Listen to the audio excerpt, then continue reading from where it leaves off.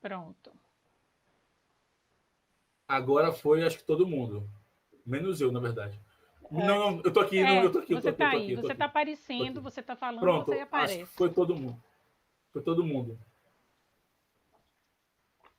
Pronto. Camila também disse aqui que todos estão aparecendo pra gente, pessoal, então tá todo mundo aparecendo. Ok. Ótimo. Então vamos lá, gente. Desculpem mais uma vez, nós estávamos fazendo as lives pelo Instagram, mas estamos fechando esse momento das lives do Nesp com essa, né, ilustre e grande convidada, que é a professora Vera Malaguti Batista, e resolvemos fazer algo coletivo. O Instagram não possibilitaria isso. Além disso, a professora não usa o Instagram. Então, nós estamos fazendo aqui pelo Meet, e aí peço desculpas, porque não temos um auxílio técnico, né? Somos nós que estamos aqui aprendendo, fazendo e aprendendo, aprendendo e fazendo. Bem, então dizer mais uma vez desse prazer de estar aqui. Eu dizia que a professora dispensa, mas eu acho que né, a importância, eu penso que a importância que ela tem, a gente precisa, enfim, destacar algumas coisas. Estão estudantes nos assistindo, e acho importante, então, né, essas conquistas que nós realizamos ao longo da nossa vida, que elas sejam ditas. Né? Então, a professora que é bacharel em Ciências Políticas e Sociais pela Pontifícia Universidade Católica do Rio de Janeiro, é licenciada em Sociologia, com ênfase em Metodologia pela Universidade Nacional Autônoma de Heredia, mestres em História Social pela Universidade Federal Fluminense, doutor e pós-doutor em Saúde Coletiva pelo Instituto de Medicina Social da Universidade do Estado do Rio de Janeiro, pesquisadora do grupo EPOS, Genealogia, Subjetivações e Violências, professora adjunta de Criminologia da Faculdade de Direito da UERJ, professora de alguns cursos de pós-graduação, ex-membro do Instituto Latino-Americano das Nações Unidas para a Prevenção do Delito, foi também professora do Programa de Pós-Graduação em Sociologia e Direito da Universidade Federal Fluminense, também professora de Criminologia do Programa de Mestrado em Direito da Universidade Cândido Mendes e é secretária executiva do Instituto Carioca de Criminologia.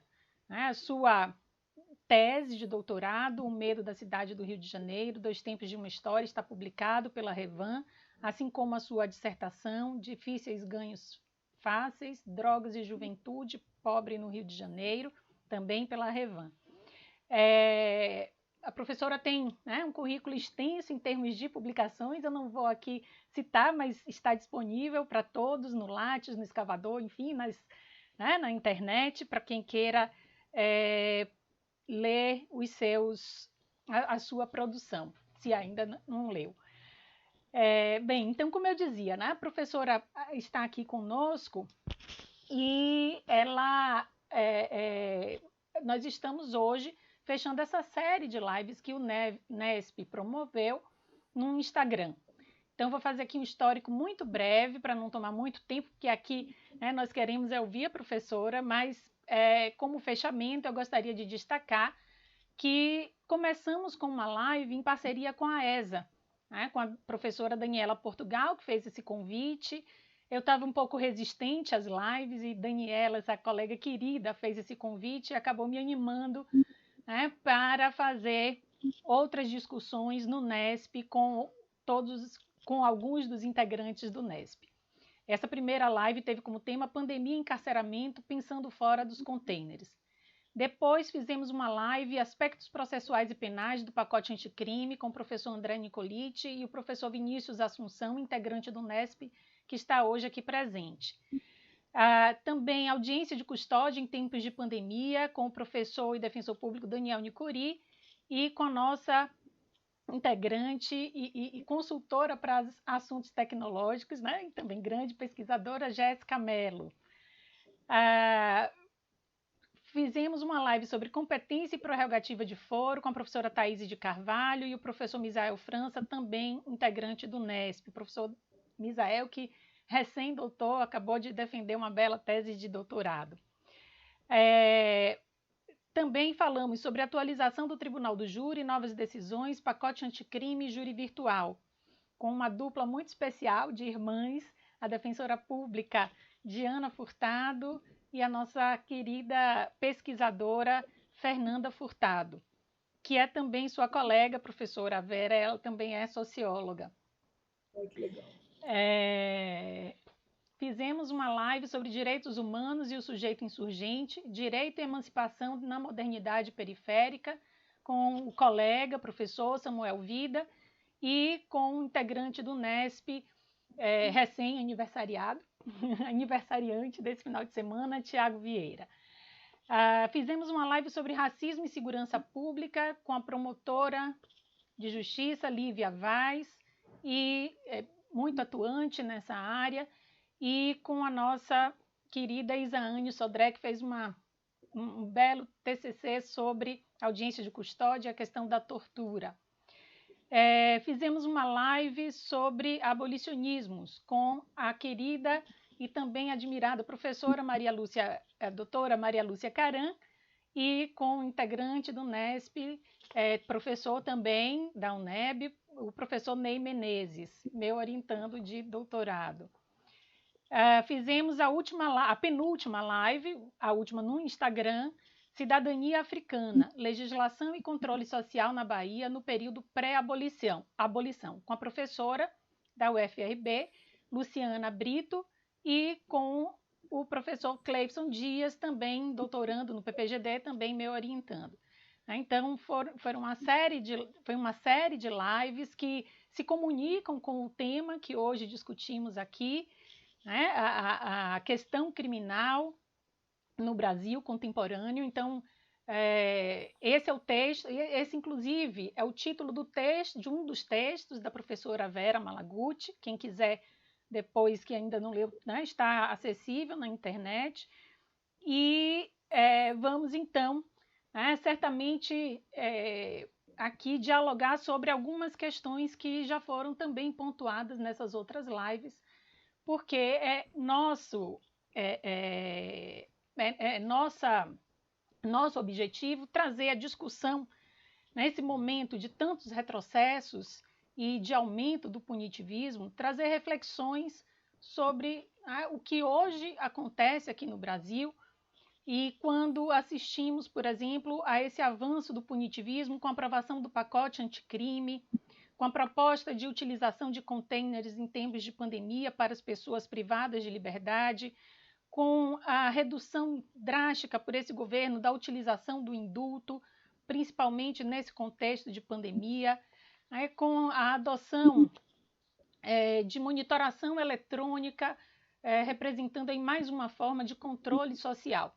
Então, Professora, desculpa te interromper, é porque a gente continua com um problema no YouTube, está aparecendo só a professora Vera, não está te aparecendo. Tudo bem, se tiver só aparecendo a professora Vera, tá ótimo, não tem problema. Se estiverem me ouvindo... Você não quer dar a sugestão de, assim, porque a ideia era todos nós participarmos, mas por conta dessa dificuldade, eu pensei que talvez a gente devesse sair e ficar só vocês duas para aparecer as duas mesmo. Mas eu acho que a questão não é essa, Fernanda, porque na verdade, ainda que tivesse duas, eu acho que só apareceria ela. Não sei se agora eu fiz aqui uma mudança. Agora você fez alguma coisa que está aparecendo quem está falando. Quem está aparecendo sou eu. Pronto, acho que assim vai, então. Pronto, pode então, seguir. Desculpa. Tá, nada, obrigada.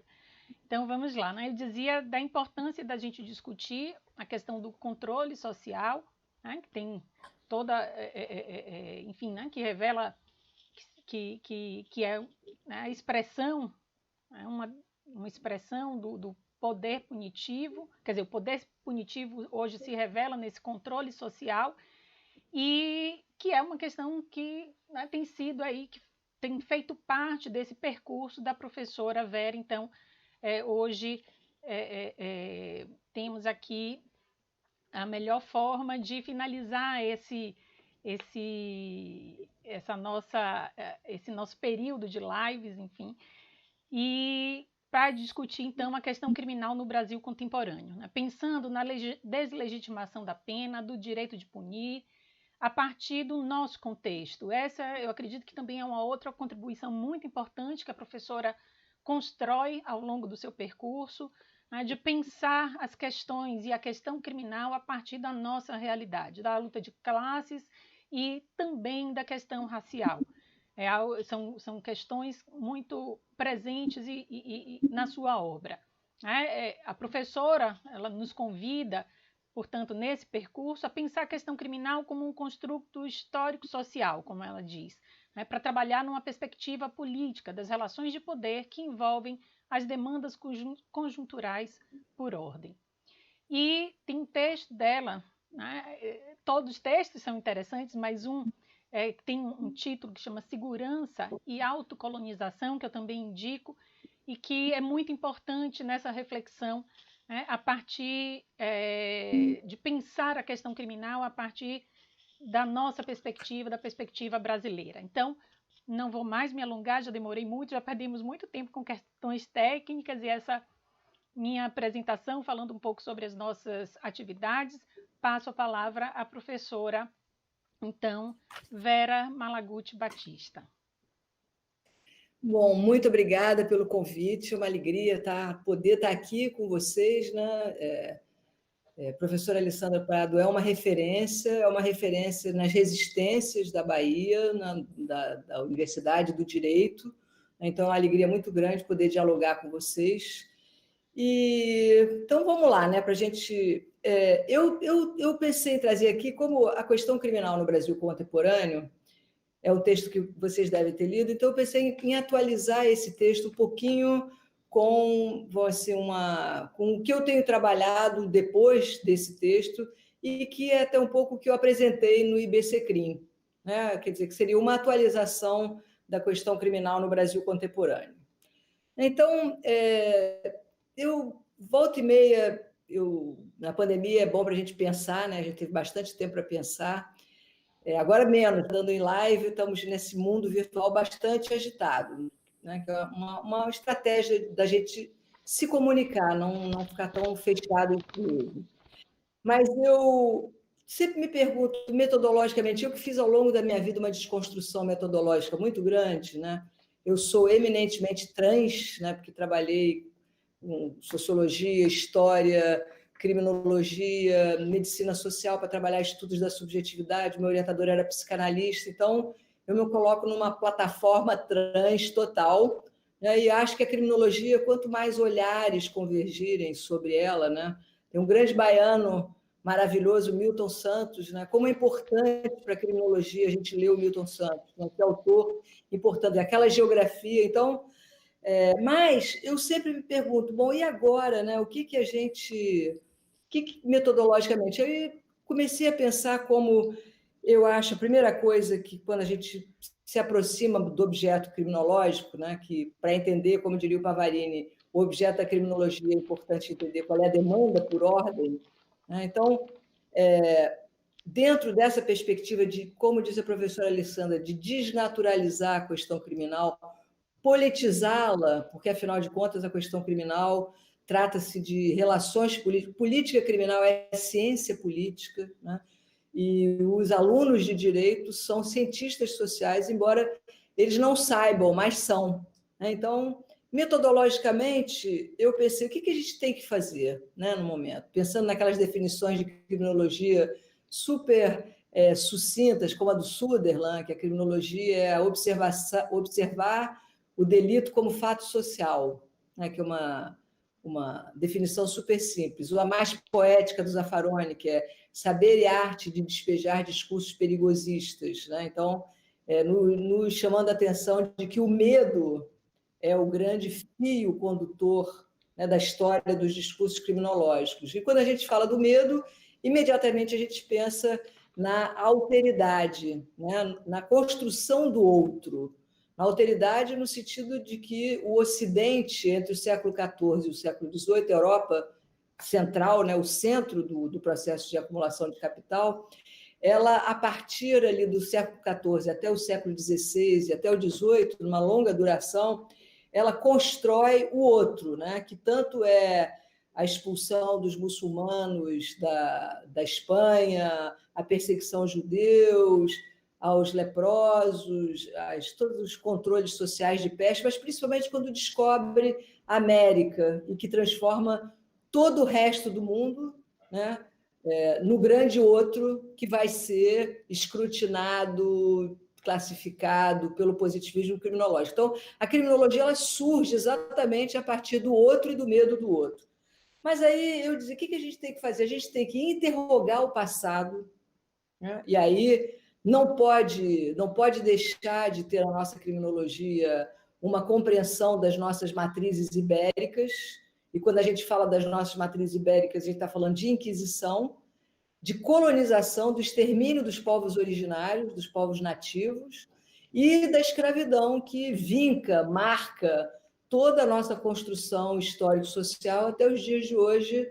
Essa questão, né, a questão, vamos dizer, vou chamar a questão africana, a nossa africanidade, que problema que ela é para a direita, né? E a questão dos povos indígenas também, como você falou do texto Segurança e Autocolonização, como o nosso outro somos nós mesmos, né? Como pensar em Nina Rodrigues na Bahia, né? Então, não deixar nunca de historicizar, porque então interrogar o passado nesse sentido, né? Como a gente chegou onde estamos, onde estamos hoje é trágico e dramático, né? Mas a gente precisa de exatamente interrogar o passado para saber.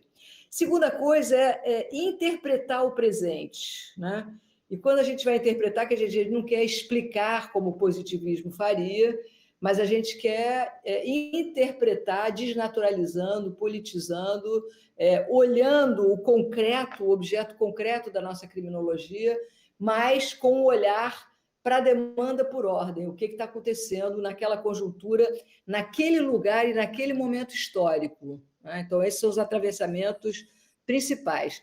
E a terceira coisa é a gente perscrutar o futuro, imaginar o futuro, né? Não achar que, Deus me livre, que a torturante contemporaneidade na verdade, é assim que vai ser, que é como a maioria das pessoas pensam sobre a prisão, o crime, o criminoso, né? Não leem isso como construções criminais, né? Então, nessa perspectiva, e quando a gente imagina um futuro, é só assim que a gente pode também construir um outro futuro, né? Negando o presente como uma ontologia, né? Como algo que assim será, como, de uma certa forma, o capitalismo gosta muito de fazer, né?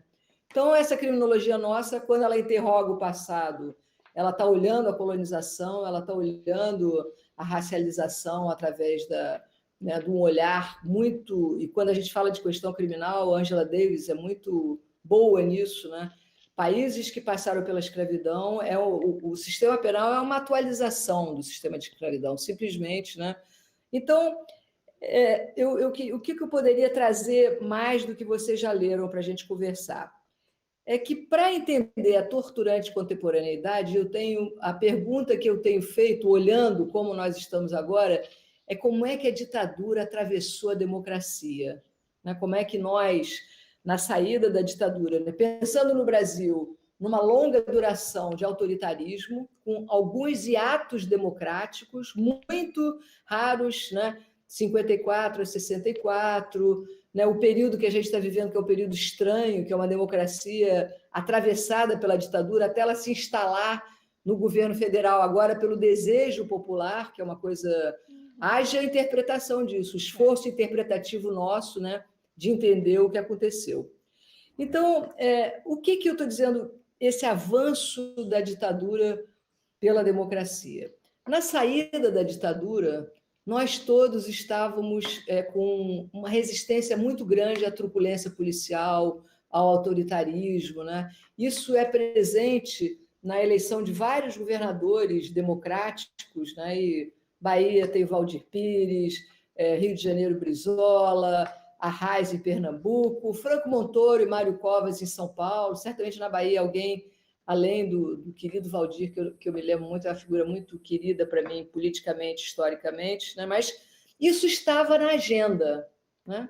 E é impressionante como, quer dizer, a minha tese, eu tenho escrito sobre isso, o que aconteceu com a gente, que a gente saiu da resistência à truculência para a sua naturalização e depois para o seu aplauso. É pior do que a naturalização. O momento que a gente está vivendo agora é esse, né? Agora, aqui no Rio de Janeiro, apareceu um novo, não, que nada é novo, é tudo roupagens novas do velho matador de pobres, né? O novo secretário de Polícia Civil, as declarações dele são assim. Bom, então, como é que eu interpreto um pouco isso?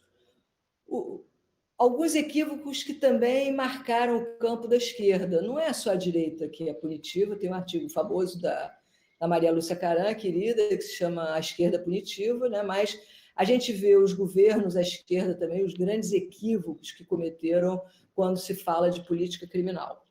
Então, o que eu comecei a botar um certo olhar sobre... Vocês são todos muito mais novos do que eu, inclusive a professora Alessandra, mas na saída da ditadura tinha uma fé muito grande em torno do discurso jurídico em torno da Constituinte, que era uma discussão maravilhosa, mas eu acho que ali começou a ter uma fé na judicialização, né, no direito como uma forma de emancipação. Eu não conheço nenhuma sociedade, nenhuma história de emancipação que tenha sido a partir do direito. O direito, claro, ele ressoa as emancipações, mas ele não é um campo de transformação. E aí, essa fé na judicialização recaiu muito numa esperança, eu lembro disso muito nitidamente, uma esperança muito grande no judiciário, no Ministério Público, né? Na construção de novas polícias. Então, a gente perdeu muito a mordida crítica dessas instituições. A gente fala de polícia é mais fácil falar. Mas olha a tese do Orlando Zacconi, não sei se vocês conhecem, que é, né, sentenças judiciais, né, ação do Ministério Público e todo esse conjunto de coisas. Então, é impressionante como essa fé no judiciário, e ela traz dentro de si a nossa velha permanência histórica de matriz ibérica inquisitorial, que é uma fé na pena. E aí tem até um texto meu que está circulando por aí numa revista chamada Passagens, que chama Positivismo como Cultura, onde a gente também trabalha, vamos dizer, o positivismo a partir de Portugal, trabalhando a pena como remédio, a pena como cura, e também um discurso salvacionista, dentro daquela perspectiva, né, das modernizações conservadoras portuguesas e brasileiras também. Mas o salvacionismo, o discurso moral, não vou falar nem o nome de nenhum juiz ou promotor, mas quantos salvadores, combatentes, né, do campo jurídico nós estamos vendo por aí. E tudo isso acontece ao mesmo tempo que está acontecendo uma grande crise econômica, que é a crise do petróleo de 73, né, que atinge a América Latina de uma forma muito grande, o preço dos produtos agrícolas desaba, e a gente tem aquilo que foi chamado, né, no campo, vamos dizer, dos economistas do campo de esquerda, de décadas perdidas, anos 80 e anos 90. Né? Então, décadas perdidas porque são décadas de desemprego, décadas de desconstrução do incipiente estado de bem-estar social que a América Latina conseguiu produzir, né? E onde você tem uma conflitividade que é muito traduzida para o debate da segurança pública. Né?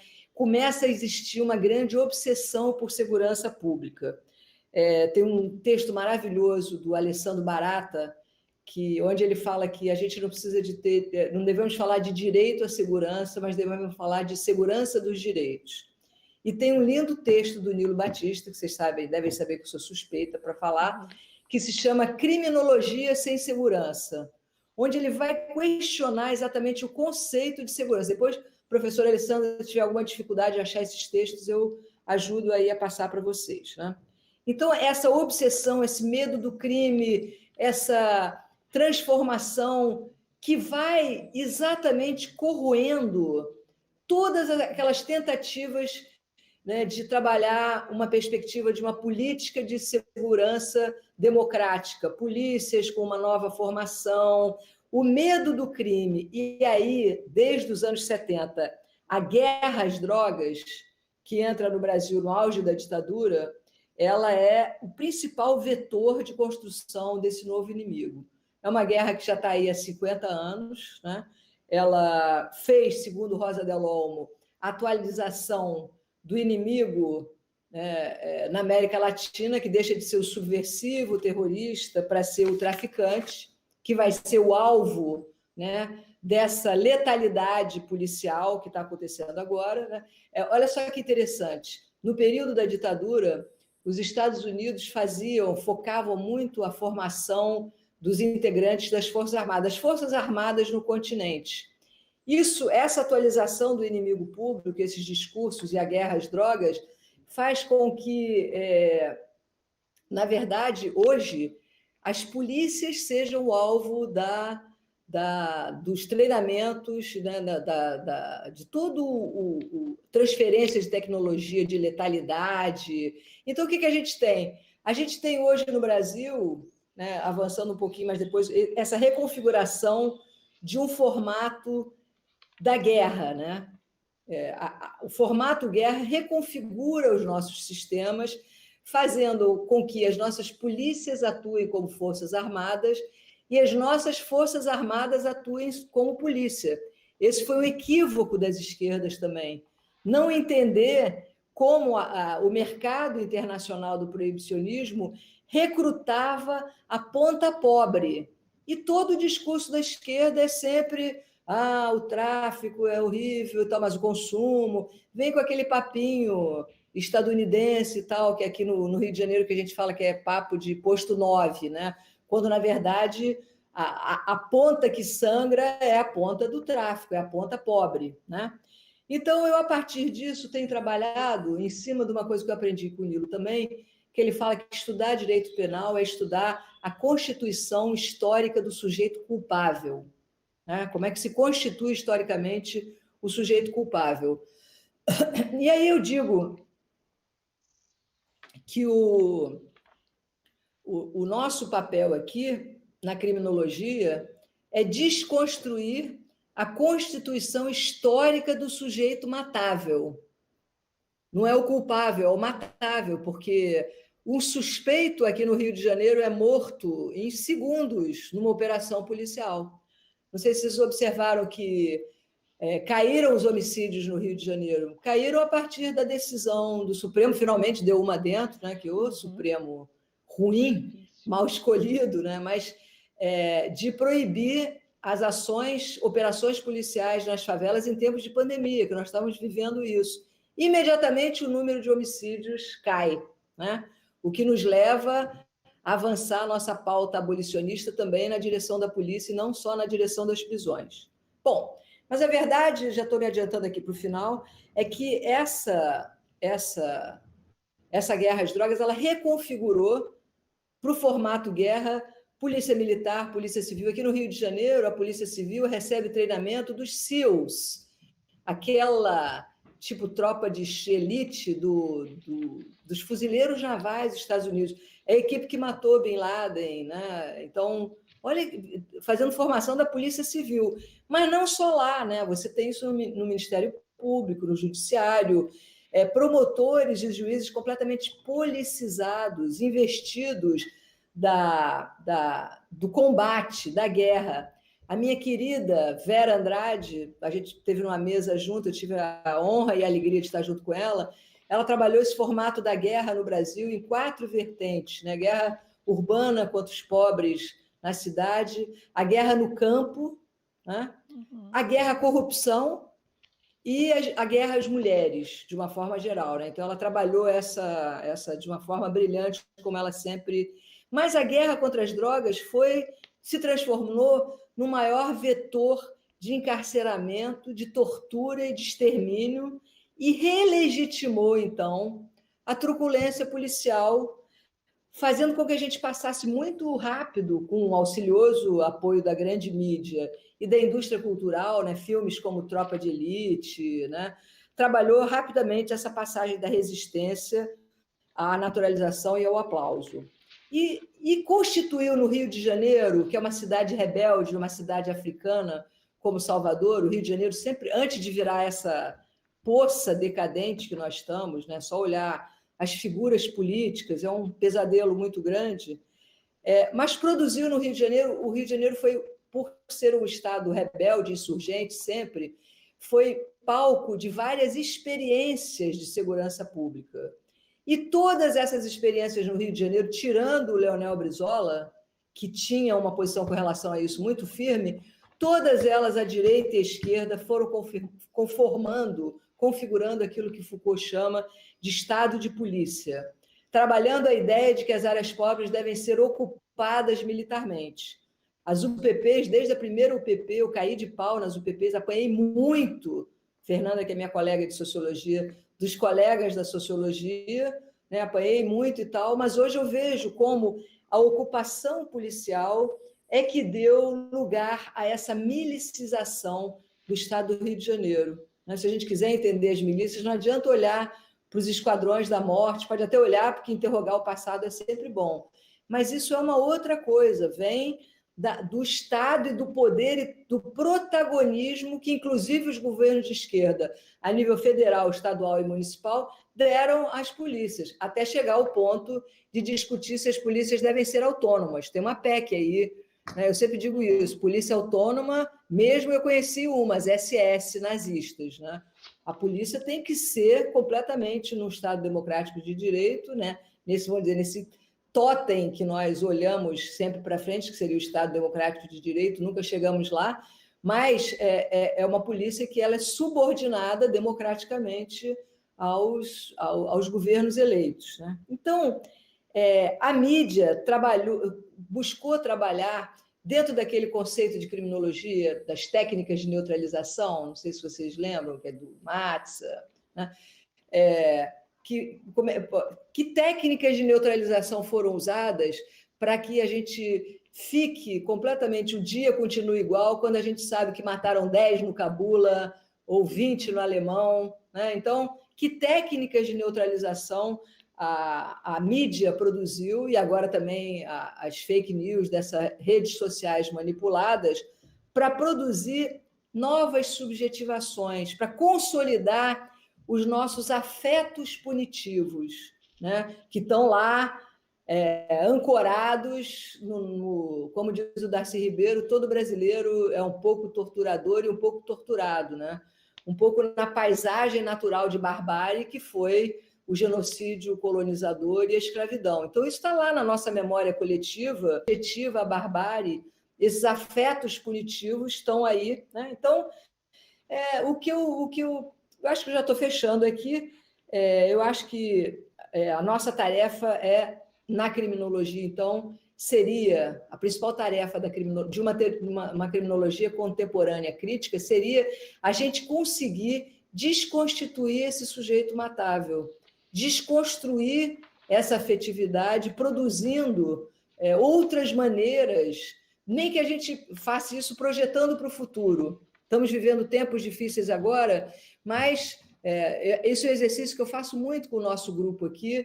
De vez em quando tem um livro também chamado Depois do Grande Encarceramento, que foi um seminário que a gente fez ali no governo Lula, do Ministério da Justiça, onde a gente propõe coisas, né, de despenalização, desencarceramento, descriminalização, né? O que fazer com as polícias, né? A gente tem que ter um olhar generoso, porque elas se ampliaram de tal forma que nem é possível você ter uma gestão de recursos humanos justa, né, que pague bem, que possa treinar bem, como, além do mais, você tem uma desproporção completa, né? Polícia demais nunca é um bom sinal, né? Um lugar que você vai... Eu fui, há uns anos atrás, a Medellín, num seminário, e o aeroporto de Medellín dá vontade de você voltar. Não, deixa eu voltar, porque... Agora, o que fez com que os brasileiros se sintam seguros quando eles veem forças armadas, tanques apontados para as favelas? Então, essa é a nossa... para a gente se lançar, né, em propostas que tenham a ver com a realidade brasileira. Então, eu tenho, com os meus alunos, trabalhado muito a gente tentar conhecer a história da nossa africanidade, né? A África, por exemplo, é um exemplo de solução de conflitos fora do penal. A própria justiça de transição na África do Sul, ela devia ser um exemplo para nós muito maior do que o exemplo argentino ou chileno, que são bons exemplos, um pouco punitivos, tem alguns problemas ali, mas não só na justiça de transição, mas na maneira como a nossa africanidade, como a África, na história da África, ligou, e com os povos originários também. Né? Então, eu acho que essas novas possibilidades vão ser a partir das realidades concretas do povo brasileiro. Eu aprendi isso muito com o professor Edson Passetti, com a Cássio Augusto, que, quando fala em abolicionismo, meu Deus, como vai ser o abolicionismo? O dia que todas as prisões forem abertas e tal, as pessoas têm esse pânico, né? Mas, na verdade, o povo brasileiro, no seu dia a dia, todo dia tenta resolver seus conflitos fora da estrutura do penal. Qual é o pobre aqui no Rio de Janeiro que tem algum problema e vai numa delegacia ou vai à justiça? Ele sabe que esse sistema é todo contra eles, né? Então, eu acho que no dia a dia, né, eu acho que a gente tem que ter um olhar que enxergue as resistências, porque às vezes a gente pensa, não tem resistência nenhuma, é isso aí, e as coisas já estão acontecendo. Então, esses são assim os conselhos que eu daria para criminólogos em tempos sombrios, né? Interrogar o passado, trabalhando as nossas matrizes ibéricas, escravocratas e colonizadoras, exterminadoras, interpretar o presente, mas olhar para a gente construir um outro futuro. Nem que a gente deixe isso documentado, né? Mas não deixar de produzir alternativas nunca, porque elas estão aí já acontecendo. Acho que eu me alonguei até demais. Foi ótimo, professora, muito bom, muito obrigada. Né? E se a senhora quisesse continuar, seria um prazer continuar ouvindo. E tem, enfim, né, uma riqueza e várias questões aí para a gente tratar. Mas gostaria de pontuar aqui algumas coisas, né? A senhora destaca Milton Santos, e a senhora trata muito da questão da circulação da cidade e como as pessoas são impedidas de exercer, né? E determinadas pessoas, e o sistema tem servido a isso, né? Para impedir a circulação de pessoas e excluído as pessoas dessa vivência da cidade. E a gente vê como o sistema penal produz isso, e não só a partir da prisão, mas também, né, dessa violência que se exerce, das blitz, da repressão aos bailes funks, como a senhora coloca, enfim, né, tem uma série de perspectivas, e também do judiciário, quando, né, determina nas audiências de custódia a monitoração eletrônica, entre outras coisas. E a senhora cita esse baiano, e uma outra coisa que me chamou a atenção no seu texto também, é o destaque à professora Zaide Machado Neto. Eu não poderia deixar aqui, né, de dizer da minha alegria, né, de ver a citação da professora, e como, né, ela já há um tempo atrás ela já percebia e já revelava essa conformação da cidadania, a cidadania brasileira, como a senhora coloca, que ela, né, também dizia da formação do cidadão enquanto o homem branco. Né? Então, é aquele que vai ter direitos, é aquele que vai poder circular, é aquele a quem esse sistema todo vai servir e que vai fazer parte desse sistema. Né? Então, aqui fica, enfim, né, a gente hoje já tem isso cada vez mais evidente, né, como a Michelle Alexander coloca no Colorblindness, né, a nova segregação, como esse sistema tem agido numa perspectiva racializada, de controle, né, racial, e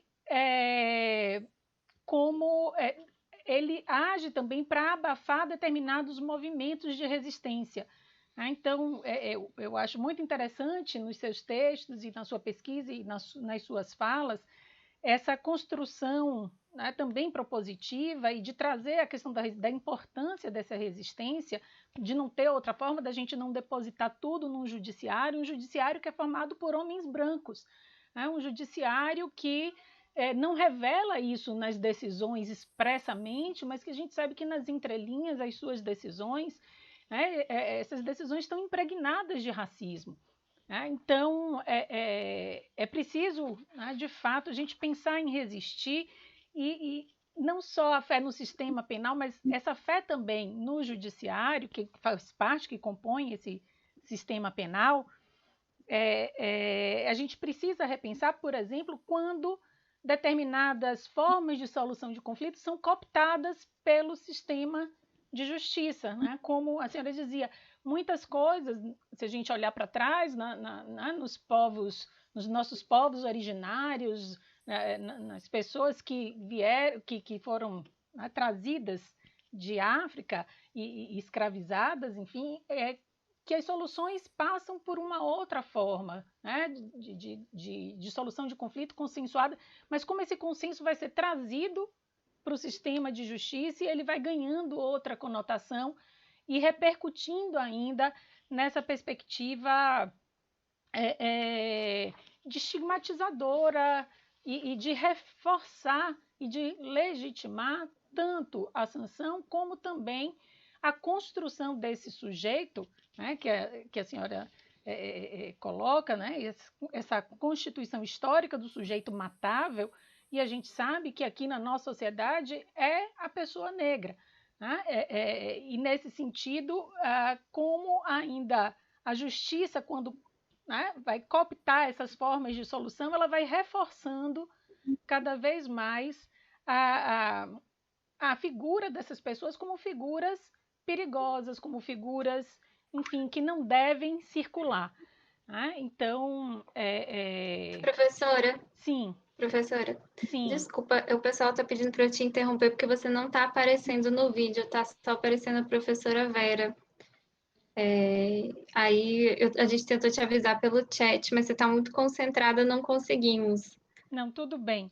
Eu já estava concluindo também, de qualquer forma, eu vou passar aqui, vou devolver, né, a palavra à professora Vera, mas antes eu gostaria só de registrar um agradecimento que é a Vinícius Romão, que foi seu orientando, que é seu orientando, e por ter viabilizado esse encontro, eu esqueci de falar no início, não poderia deixar de falar agora, que concluiu um trabalho, publicou agora um trabalho belíssimo, né, que vai falar sobre também esse controle da população, né, em situação de rua pelo sistema penal, e aí a gente volta a essa questão, né, da limitação, né, de circulação de determinadas pessoas em nossa sociedade. Então, a gente vê também quando essas pessoas começam a circular na universidade, começam a circular em outros espaços, vem essa onda de retrocesso, vem essa onda de repressão ainda maior, né, para acabar com essas conquistas. E, enfim, né, então são essas as considerações que eu gostaria de fazer, refletindo aqui junto, nessa possibilidade de refletir junto com a senhora. Professora, deixa eu fazer uma sugestão só antes de passar de volta para a professora Vera. Quando você for falar ou ela for falar, você pode fixar, quando você passa o mouse em cima da foto da pessoa, tem tipo um pinzinho que você pode apertar nele, aí fixa e fica aquela imagem só centrada. Que aí você tem um controle maior. É só uma sugestão. Pronto, vou ficar quieta. Não, eu acho que a gente poderia.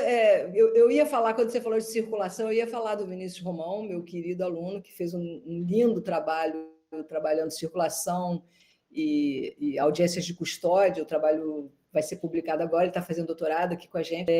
Mas é impressionante como todas as expressões, né, da vida cotidiana, a circulação, expressões culturais, tudo esse olhar no medo na cidade do Rio de Janeiro.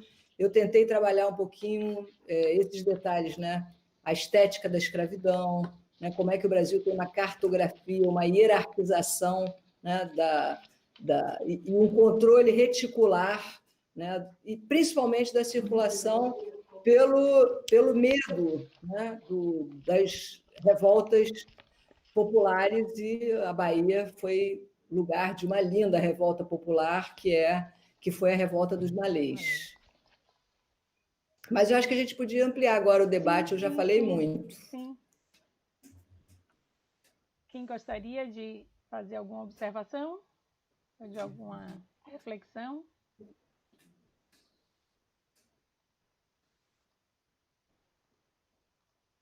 Cleifson, Ney, Fernanda.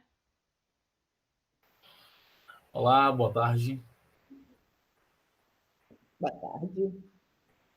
Professora Vera, professora Alessandra, demais colegas. Primeiro, dizer da minha satisfação de estar aqui, né? Dizer que é sempre um prazer enorme poder estar dialogando com alguém que a gente estuda, que a gente lê, que a gente tem como uma referência, né? A professora Vera, ela me traz uma trajetória intelectual, né, a partir dos seus textos, desde a Arquitetura do Medo, foi um primeiro artigo que eu li da professora Vera, e identifiquei ali uma produção que levava em consideração a questão racial de maneira muito, muito explícita, eu diria. Né? A professora Vera falou hoje aqui sobre que os alunos de direito são cientistas sociais, embora não saibam. Mas eles não sabem, sobretudo, porque ninguém diz que por trás do direito existe uma teoria social. E aí, a teoria social que a gente trabalha é uma teoria social que desconsidera o aspecto racial, porque vem de um outro lugar, e a gente não trabalha com isso. Então, lá atrás eu identifiquei, na minha pesquisa de mestrado, trabalho, inclusive, que eu pude enviar para a professora Vera, a professora Vera leu o texto, mandou uma mensagem muito carinhosa, e eu fiquei muito emocionado, inclusive, à época.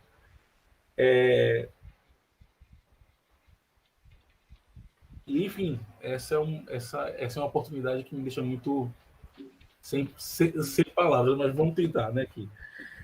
Essa semana passada, eu ouvi uma frase e eu queria trazer aqui para fazer uma pergunta muito íntima para a professora Vera, que é o seguinte: a frase é de uma professora aqui da UFBA, psicóloga, trabalha com vida estudantil, e ela disse: ser um autor é ser um autor de si mesmo. E eu estou trabalhando agora no doutorado com a professora Alessandra, que me permite muito ser eu mesmo, e isso é algo que eu me sinto muito feliz de poder ser eu mesmo. Mas eu fico observando, professora Vera, a sua trajetória, desde o medo da cidade do Rio de Janeiro até os últimos textos que a senhora tem escrito, que eu tenho tido acesso. E cada vez mais a sua teoria social ser essa teoria social onde existe uma centralidade do debate racial. Né? E o que eu queria perguntar era isso: como se deu esse processo? No lugar de um estudante, enfim, de doutoramento, eu estou ainda construindo a minha trajetória também, a minha personalidade acadêmica, enfim. Eu queria poder ouvir um pouco disso da senhora, porque eu acho que isso é o que mais fica para quem principalmente não tem na sua tradição histórica familiar esse background, né? Então eu fui o primeiro a primeira pessoa da minha família a sair da universidade. Eu sou o primeiro a fazer um doutorado. Então, como então construir isso, né? Como é que se deu essa passagem de encontrar essa outra teoria social, essa que está completamente alijada, né, de toda a construção do nosso pensamento, principalmente no Brasil? E como é que a senhora fez isso? É um prazer te conhecer pessoalmente, conhecer, a gente tinha, né, conhecer o teu trabalho, mas que surpresa legal te ver aqui. Eu acho que, quando eu olho assim para trás, que às vezes vai ficando mais velho, eu já sou bem mais velha que vocês, e eu fico, será que eu não estou me repetindo, eu estou falando a mesma coisa? Mas é que a gente parte sempre de um problema que nos incomoda, né? Um problema que nos incomoda. E eu me lembro que, quando eu estava no segundo governo Brizola, a histeria que tomou conta do Rio de Janeiro, e que foi construída, então, não só o medo social enorme, que, na verdade, isso reaparece com o Lula, né? É o medo do protagonismo popular, essa é a minha tese no medo na cidade do Rio de Janeiro. Mas eu estava, por uma coincidência, eu não era da área criminal, eu sempre digo que foi o Nico Batista que me botou no crime, né? Mas eu, por uma coincidência, entrei para assessorar em projetos especiais o o governo do Brizola, em especial o Nilo, e aí o tempo todo a gente tinha que fazer uma gestão do medo, né? que você tentava olhar assim, e era, na verdade, cada vez mais aquele medo era dirigido para as favelas, era dirigido para o menino. Hoje em dia, final de semana na praia, aqui no Rio, os meninos são impedidos de chegar. É um negócio assim, eu nem vou, eu não gosto de olhar, não gosto de ver, é um troço terrível, porque são vários tipos de barreira. Agora tem uma milícia oficial chamada Segurança Presente, que não tem, constitucionalmente, eles não têm nenhum direito, poder de polícia, mas são policiais, e que vão parando os meninos, né? Então, eu me lembro que teve um... Então, eu vi ali o menino negro, pobre. Toda vez que via uma operação policial que matava não sei quantos, apresentava um menino negro, de short, sandália havaiana, e eu pensava, meu Deus do céu, esse é o inimigo, né? Então, a minha dissertação de mestrado foi um pouco em cima dessa questão, que foi Difíceis Ganhos Fáceis, que eu estudei também fazendo um recorrido histórico, que eu sempre recomendo, né? Porque a história dá visão para a gente em perspectiva do que eram esses meninos. E quando eu fui fazer um estudo nos arquivos do juizado, que chamava Juizado de Menores naquela época, eu vi que, na verdade, aquele menino era sempre criminalizado historicamente. Ou era porque roubou um queijo, ou era porque estava passando no aterro, ou era porque ele é criminalizado ontologicamente pelo que é a tradição do direito penal do autor brasileiro e tal. Então, eu acho que ali eu comecei essa desconstrução. E o medo, né? Quando eu comecei a escrever o medo na minha tese, estava também na campanha do Lula. E aí tinha aquele slogan, o medo, a esperança venceu o medo venceu a esperança. Mas eu não quis entrar, senão a gente acaba ficando uma coisa partidária. E o livro é uma homenagem ao Brizola, que já estava ali no final da vida dele, que tinha sido de uma firmeza em não deixar que o Estado de polícia avançasse. E é incrível como essa estratégia conservadora colou nele, né? Porque ele virou como, bom, ou você tem uma polícia truculenta, ou você tem o caos, que é o grande fantasma subjetivo social brasileiro. As insurreições escravas, né? Vamos dizer, o protagonismo dos povos originários na sua própria terra, tudo isso incomoda aquele lado bandeirante, branco, proprietário brasileiro, né? Então, de uma certa forma, Cleison, o que é interessante, é que essa que você citou da professora é muito interessante, porque é a nossa trajetória, né? Eu me lembro que uma vez, no segundo governo Brizola, um amigo querido ligou dizendo, olha, vocês estão equivocados, não é possível. Eu estava agora no túnel Rebouças e parou tudo, e era uma invasão, o pessoal do Guararapes, que é uma favela que ali no Pós-Velho, tinha descido e tal. E sabe o que era? Era uma manifestação do pessoal de Guararapes que a polícia tinha matado com 2 ou 3 ou 4 ou 5 meninos naquela época numa operação antitráfico. E a leitura do meu companheiro era que nós estávamos equivocados, porque ele estava apavorado, porque teve que largar o carro correndo, porque estão. E, na verdade, era uma manifestação do povo daquela favela. Né? Então, essas questões, todas as minhas pesquisas me levavam para explicar, tentar trabalhar. E eu apanhei muito por causa disso também no Difíceis Ganhos Fáceis, porque a esquerda comprava também a guerra às drogas como se fosse uma coisa natural. Ah, não, mas narcotráfico, isso é muito feio.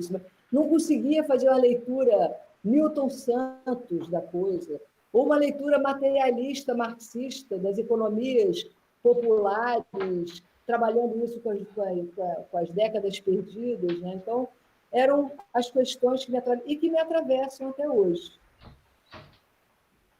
Eu acho que seria isso. Obrigado, professora. Misael disse que gostaria também de fazer uma pergunta. Sim. Boa noite a todas e todos.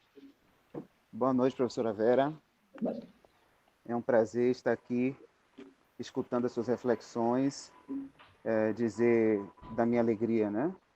Eu tive contato com os seus estudos em 2014, quando fui convidado por um aluno né, um então aluno meu, a ir até o Rio de Janeiro, a Emerge, para participar de um evento onde a senhora falou, juntamente com o professor Nilo Batista, a professora Vera Regina, e foi bastante interessante esse contato com a criminologia. Eu sou professor de processo penal e costumo dizer que é irreversível, né? Uma vez que a gente tem contato com estudos criminológicos, fica difícil ministrar aulas, né? Ou pensar as categorias processuais penais fora de uma abordagem criminológica, né? Que nos dê uma base crítica até para desconstruir algumas narrativas que persistem, né? Em um processo penal que é pautado, que é forjado na disseminação do medo. Medo de uma determinada categoria por parte de outra, categoria hegemônica, e essa personificação é bastante compreendida no contexto da criminologia. Eu destaco na sua fala, achei bastante interessante, o que a senhora traz a respeito da mídia, né? A mídia que acaba reforçando essa personificação do medo, quando reforça estigmas, quando classifica determinadas categorias de indivíduos, né, como bandidos, como perigosos, e essa estigmatização acaba reforçando estruturas cognitivas, e aí a importância dos estudos da psicanálise, que a senhora traz também na sua formação, né, nas suas contribuições, e da filosofia, para entender como essas estruturas cognitivas que estão assentadas em nossa sociedade e passa por uma questão da racialização da nossa sociedade, isso se reflete no sistema punitivo e com muito vigor, né, na persecução penal brasileira. E essas estruturas cognitivas que acabam reforçando a personificação do medo, por sua vez, acaba perpetuando um maniqueísmo, né, no sistema punitivo de contrapor interesses do delinquente, do suposto delinquente, né, aquele que é etiquetado como delinquente, com os interesses da coletividade, do cidadão de bem, da sociedade. E isso serve para justificar uma política criminal voltada para a segurança pública, essa segurança pública que é desconstruída pela criminologia, né? A professora Lula Niar de Castro, a própria professora Vera Regina e os seus estudos também, quando trata do medo no Rio de Janeiro, servem muito para poder a gente constatar isso. Mas a minha inquietação, né, e eu gostaria de compartilhar com a senhora, é no sentido de a gente insistir, e nós, professores das ciências criminais, também, nós acabamos reproduzindo isso, uma narrativa que contrapõe interesses do suposto delinquente com interesses da coletividade. A minha pergunta, né, a minha contribuição para esse debate é se não haveria possibilidade de convergência entre os interesses daquele que sofre a persecução penal, né, do sujeito hipossuficiente na relação processual penal, com os interesses da coletividade, com os interesses da sociedade. Muito obrigado. Israel, eu acho que esse é o nosso grande desafio, né? É a gente conseguir passar por essa barreira, como você falou, cognitiva, né? Essa construção histórica, né? Tem muita gente trabalhando na Escola de Comunicação da UF, Universidade Federal Fluminense, tem um pessoal muito interessante trabalhando, e também na UFRJ, também vamos dizer, no Brasil, estou trabalhando mídia, E o Kleber Mendonça, que acho que hoje é o coordenador da pós de lá, ele tem 2 livros. Um, onde ele faz uma crítica de um programa que não é da época de vocês, chamado Linha Direta, que era da Globo.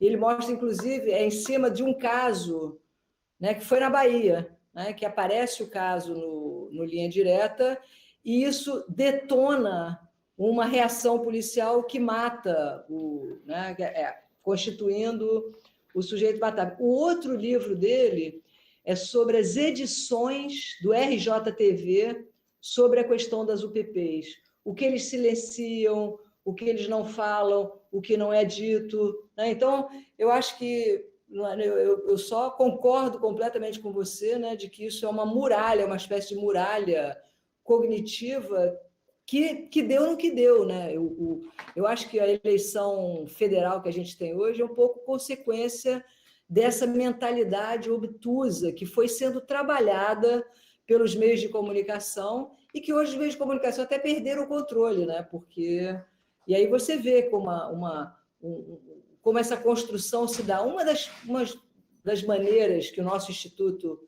Carioca de Criminologia, nós chegamos a fazer essa proposta, nunca conseguimos assim apoio para isso, que a gente conseguisse fazer uma programação de rádio, que o rádio é muito quente, né, nessa discussão criminal, onde a gente pudesse trabalhar, estou aqui com a mãe do preso, trabalhar isso que você está falando, né, inverter o objeto e mostrar o que tem de vida, o que tem de humano, o que tem de luta, o que tem de resistência, o que tem por trás disso. Mas olha como isso é fundamental para o controle político, né? Eles não deixam isso acontecer de jeito nenhum, né? Nunca você vai ver uma professora como a Vera Andrade ser entrevistada na Globo News sobre a questão criminal, por exemplo, porque é uma espécie de território sagrado da gestão do capital. É por isso, então, a associação do Lula, ou do Brizola, ao Caos, ou a Arraes, né? O Arraes ainda tem lá para trás as ligas camponesas, no tempo, né, pré-64, então acabou se cristalizando. Eu acho que a nossa luta é essa, é conseguir demolir, eu fechei lá minha fala no IBC CRI, que é o paredão da lei e da ordem, né? E conseguir trabalhar outros discursos, outras visões, outros olhares sobre aquela questão concreta do dia a dia, né? Porque você pega vai pegar Datena ou Bonner, um mais sofisticado, o outro mais, sei lá o quê, brega, mas eles estão dizendo a mesma coisa, eles estão constituindo o sujeito matável e mostrando, olha, isso, e chamando a uma reação brutal. Então, eu concordo com você completamente. Eu acho que essa é a nossa tarefa.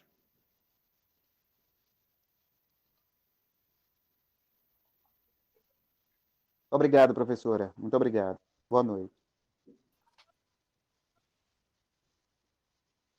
Boa noite. Acho que sou eu, né? Isso, Jéssica. Boa noite, professora. Boa noite a todo mundo aí que está também acompanhando. Ecoar também esse discurso, que é um grande prazer estar aqui, né, como pesquisadora, falar que a senhora também tem um papel importantíssimo na minha trajetória acadêmica, inclusive consegui um autógrafo da senhora em um evento que teve em 2015 aí no Rio de Janeiro. Foi um dos grandes auges da minha trajetória acadêmica, foi esse evento da AUPEC. Fiquei super nervosa como estou agora, e eu acho que a senhora até já comentou algumas coisas que acho que pode até vai prestigiar a minha inquietação. Difíceis ganhos fáceis. Foi uma das primeiras leituras que eu fiz de criminologia, né? E ao longo da faculdade, da minha experiência também como estagiária da defensoria e como advogada depois, até hoje ainda consegui identificar muitas coisas, né? Mesmo sendo uma pesquisa que foi feita antes de 2006, né? Antes da lei de drogas. E eu queria que a senhora, enfim, a senhora falou sobre essa questão de ter acompanhado algumas reformas, né, de política criminal e tudo mais. Eu sei que o Instituto Carioca de Criminologia é bem requisitado nesse sentido, quando tem alguma discussão, né, com criminal. E aí, eu gostaria que a senhora falasse, né, o que a senhora acha dessa mudança, porque eu identifico, por exemplo, uma coisa que eu estava vendo recentemente. Acho que no último Infopem, não me lembro se foi no último Infopem, mas uma das últimas pesquisas que tem fala sobre essa questão da diferença da aplicação, por exemplo, da diferença entre o usuário e o traficante, né? A senhora, lá na época, antes de 2006, óbvio que a senhora não tinha como fazer isso, mas a senhora comenta, por exemplo, que alguns juízes já faziam essa diferença. Tipo, tinha uma pessoa que era branca, que tinha etnia branca, era direcionado para um tratamento médico e tudo mais. E mesmo depois dessa mudança da lei, que tentou, entre aspas, né, tentou fazer essa diferença entre usuário e traficante, hoje a gente continua vendo a aplicação diferente, racista mesmo, né, para ser assim, mais direta, porque essa pesquisa do Infopem demonstra que, por exemplo, o número de pessoas que são encaminhadas para o GEPIM é muito maior pessoas de etnia branca do que negra, por exemplo. As pessoas, a maioria das vezes, de etnia negra e parda, são criminalizadas por tráfico, mesmo que não sejam condenadas, mas elas respondem, enfim, na justiça comum. E aí, se a senhora puder comentar como é que aconteceu, se a senhora participou de alguma maneira dessa discussão da Lei 11.343. Eu acho que tem muito do difíceis ganham fáceis ali, muito da discussão que a senhora trouxe na sua pesquisa. Eu participei, sim. Participei do debate, porque naquele momento, por exemplo, a Maria Lúcia Caran, que vocês já escutaram, ela fez uma proposta junto com o pessoal do Ministério da Saúde, que era o pessoal que tinha uma visão mais interessante sobre isso, mas foi derrotada dentro do governo Lula. Eu acho que a Lei 2006, e nos debates, quem estava à frente disso eram 2 deputados que hoje não estão mais no PT, que é o Gabeira, que hoje é comentarista da Globo News, e o Carlos Mink, né? E os 2 trabalhavam muito essa questão das drogas numa perspectiva, vou usar a velha palavra marxista, burguesa branca, né? Que é, por exemplo, Michelle Lewis, né?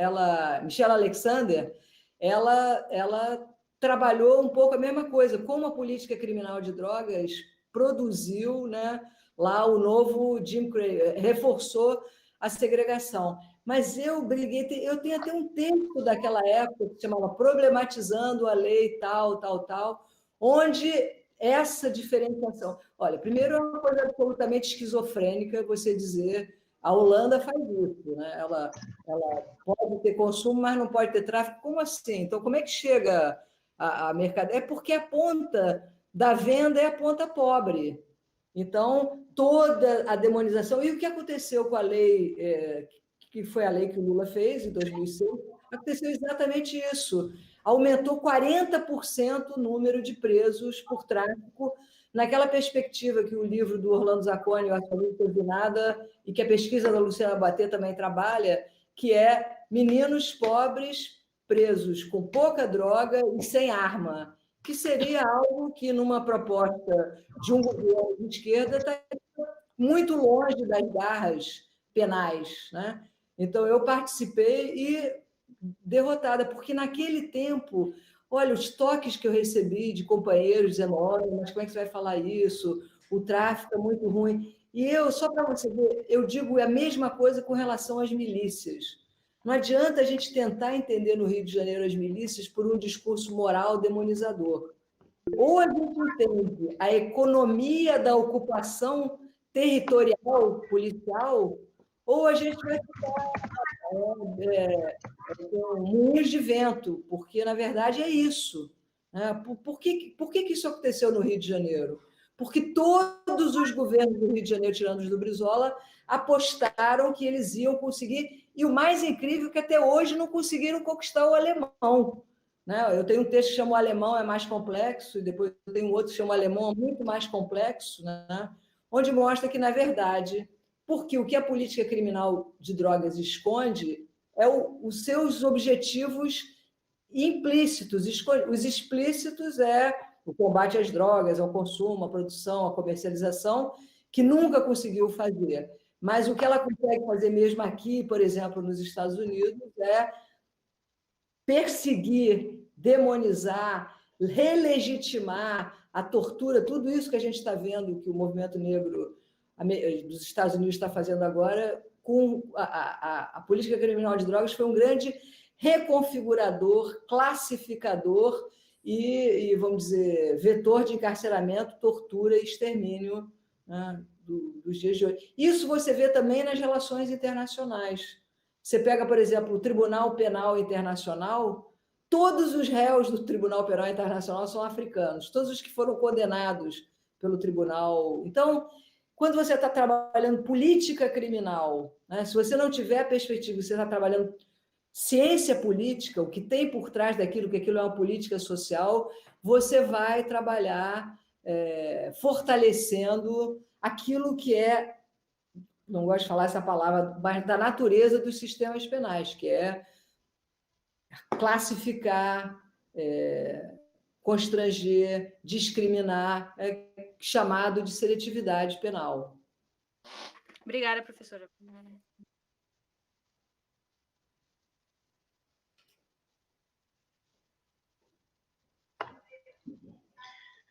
Oi, boa tarde. Professora Vera, a senhora não aguenta mais ouvir, né, agradecimentos por toda a contribuição que a senhora teve aí na nossa formação, e eu não poderia fazer diferente, né, iniciar aqui a minha pergunta sem fazer isso.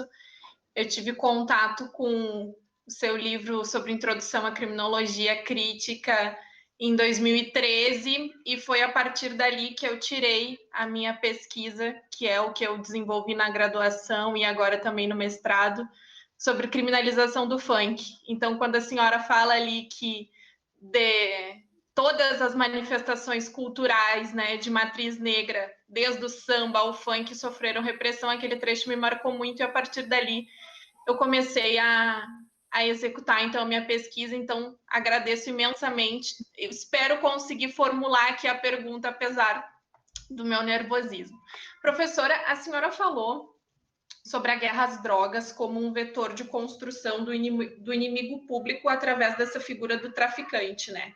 E como a gente sabe, essa figura do traficante é muito associada a outra, que é a figura do funkeiro, né? E esse processo ele vai se dar principalmente no Rio, aí no Rio, né, depois daquele episódio do Arrastão de 92.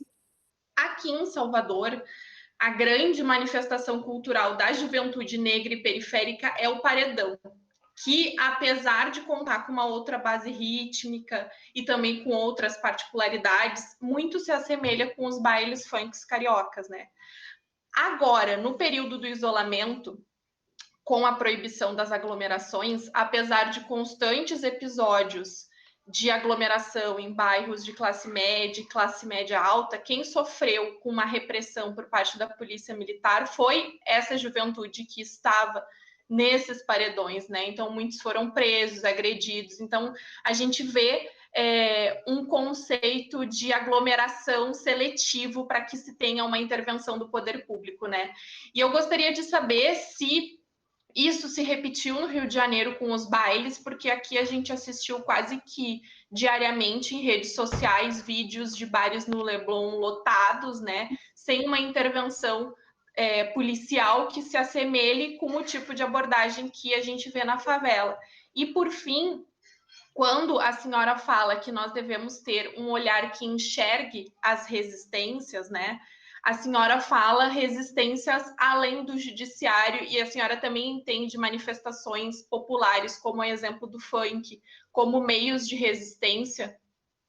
Muito obrigada. Não, aqui no Rio isso é uma constante, né? O tempo todo teve eu acho que foi no Alemão, que teve 3 mortos, uma repressão a um baile funk. Mas como é que era o final da tua pergunta? Repete para mim o final da tua pergunta. Sim. Se a senhora enxerga, quando a senhora fala de resistências, né? Claro, eu estou falando de resistência popular.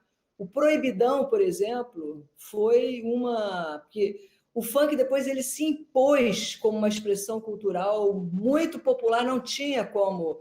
Teve Olimpíada no Rio, o que todas as equipes de todos os esportes, de todos os países, o que elas queriam? Era cair no samba, cair no funk, cair no samba é outra.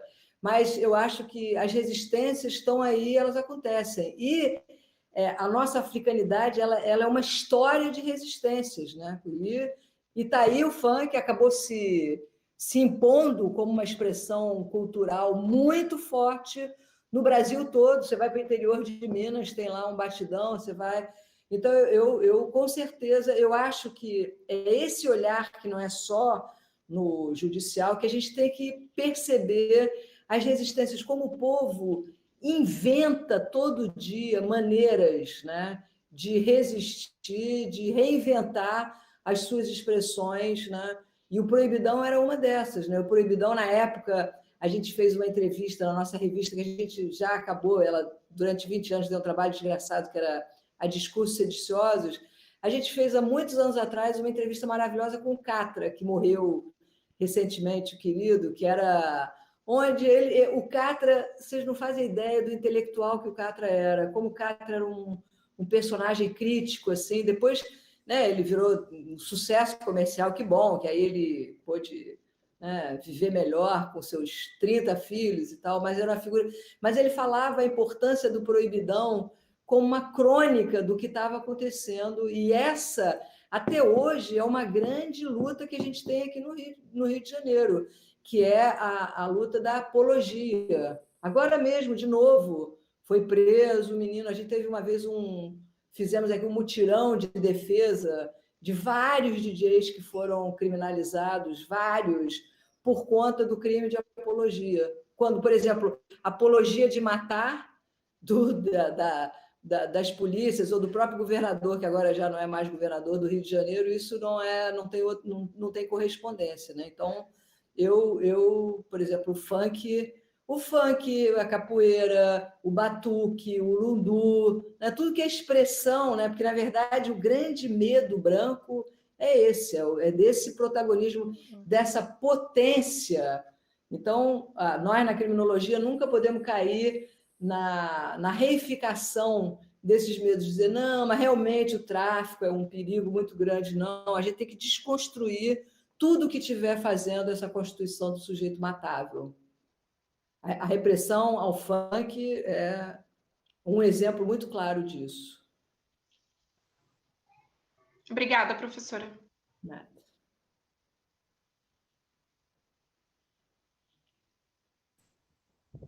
Então, professora, boa noite.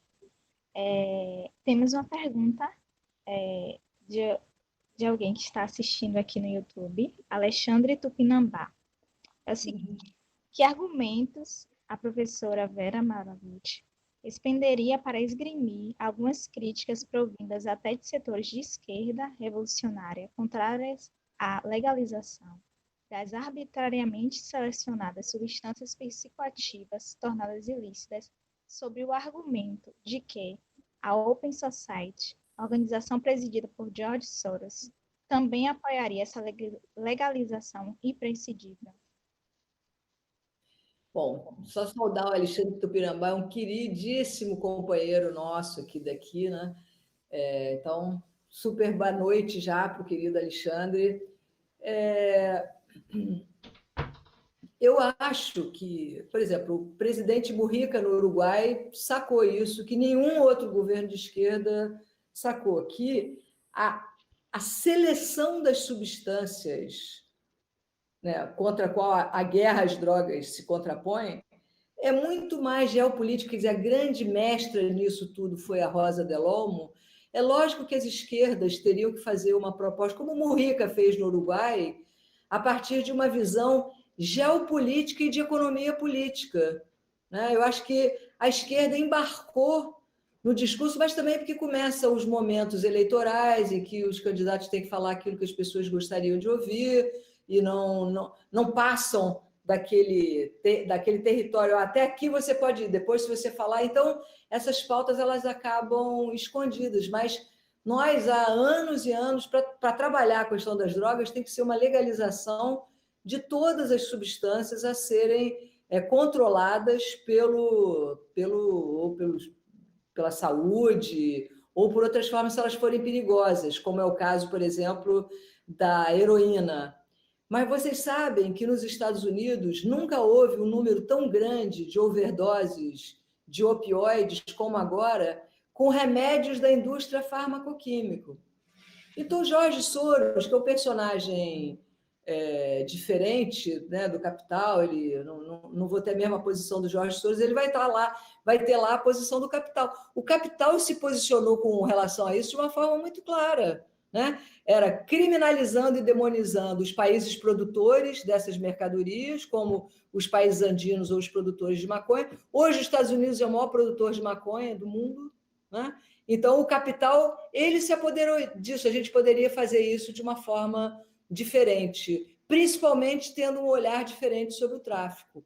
O presidente do México entrou lá, ele já está meio... O Obrador, ele entrou com o discurso de chega de guerra, vamos fazer uma outra perspectiva. Mas aí o paredão cognitivo, né, o paredão subjetivo, impede também que a classe política tenha coragem de dar um passo adiante. Eu acho que falta muito coragem de dizer, olha, o rei está nu, isso aí... Sempre que se eu der uma aula sobre drogas, né, os argumentos que eu trago, as informações históricas que eu tenho, né, as informações estatísticas que eu tenho, eu nunca vi alguém sair dizendo, não, mas não, porque as pessoas não têm um certo tipo de informação. E acho que a esquerda não leu nem sobre a questão de drogas, a farta, por exemplo, literatura latino-americana que você tem sobre isso, na Colômbia, na Venezuela, no Peru, na Bolívia. Não só não leu isso, como também não leu os marxistas que falam da questão criminal.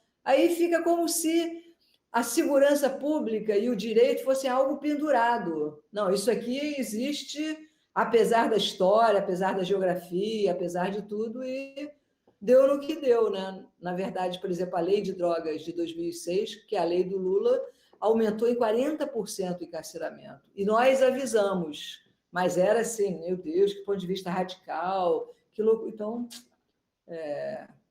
o Alexandre sabe disso, porque ele acompanha a gente há muitos anos, né? Que é uma posição diferente da do Soros, mas é uma posição que está olhando exatamente a criminalização das economias populares, que também, como as manifestações de africanidade brasileira, as economias populares vão ser criminalizadas de qualquer jeito. O capital não gosta disso, né?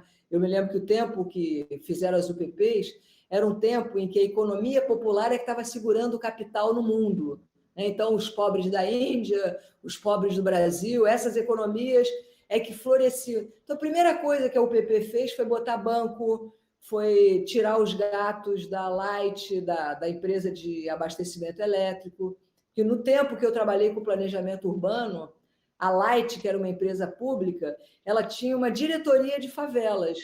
Então, estava implícito naquela política que as pessoas pobres teriam acesso. Depois, olha como, a partir dos anos 90, a criminalização do gato acontece de uma forma muito feroz, né? Então, as economias populares, elas são sempre, sejam os motoboys, sempre os motoboys que são, né, uma mão de obra importantíssimo, muito, como eles são perseguidos aqui no Rio de Janeiro pela polícia, como eles são associados ao crime, né?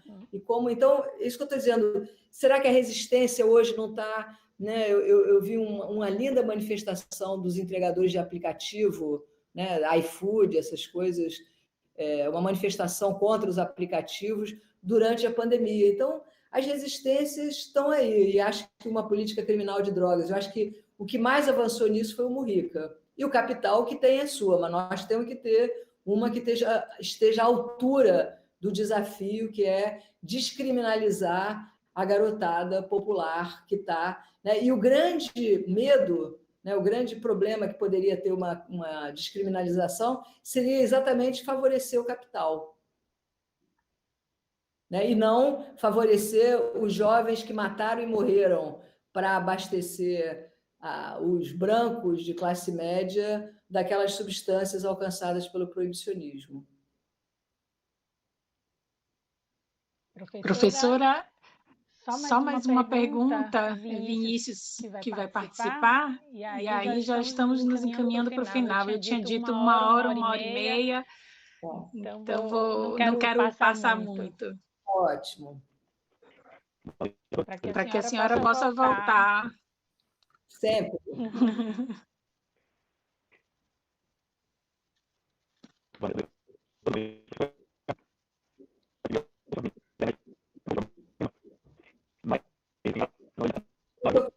ouvir bem. Eu não estou ouvindo bem. Vocês estão?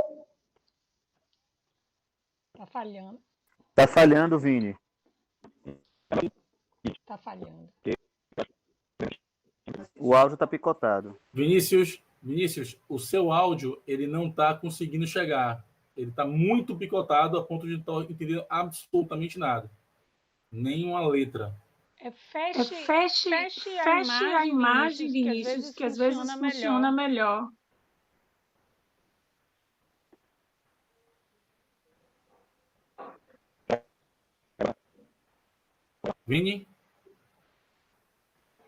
Vinícius?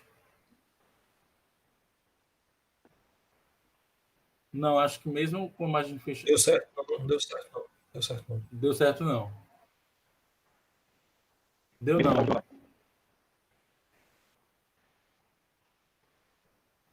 Bem. Então, fala no chat, não? Então vamos... Como? Ele vai colocar no chat? Como? Ele vai colocar no chat? Sim, ele poderia colocar no chat. Ele está dizendo que vai seguir e vai deixar para a próxima oportunidade. Esperamos ter, professora. Se pudesse ouvir na Bahia, então, melhor ainda. Pois é. Quem sabe a próxima, não é? Pois é. Vamos torcer para que essa vacina chegue logo. Pois é. E a gente possa retomar os nossos encontros. Fortalecendo. A oportunidade e a alegria de estar aqui com vocês hoje. E vamos continuar essa troca aí para sempre. Ótimo, professora. Muito bom. Fico muito feliz, né, por abrirmos essa possibilidade de encontros, de trocas, de aprender ainda mais com a senhora. E o que fortalece o nosso ânimo para resistir. Então, muitíssimo obrigada mais uma vez por disponibilizar o seu tempo e para estar conosco. Foi um prazer, tá? Até a próxima, queridos. Vamos lá. Boa noite. Boa noite.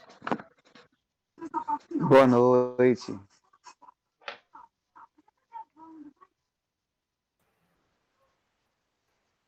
Boa noite, pessoal.